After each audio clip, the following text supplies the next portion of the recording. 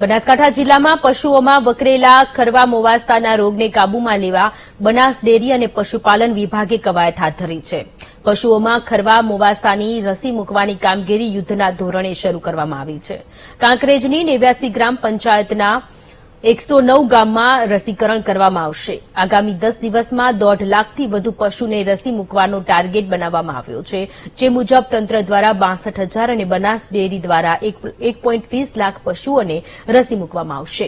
જિલ્લા પંચાયતના 32 નિરીક્ષકની નજર હેઠળ કામગીરી કરાશે, તો બનાસ ડેરીના 70 કર્મચારી પશુઓની સારવારમાં જોડાશે.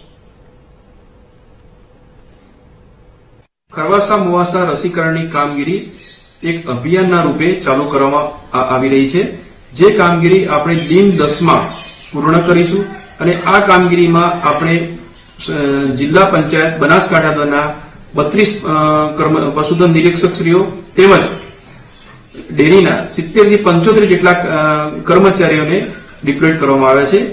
આ કામગીરીમાં આપણે ગવર્નમેન્ટ કર્મચારી દ્વારા 62,000 નું પશુધન કવર કરવામાં આવશે, જ્યારે ડેરીના કર્મચારીઓ દ્વારા 1,20,000 જેટલું પશુધન કવર કરવામાં આવશે.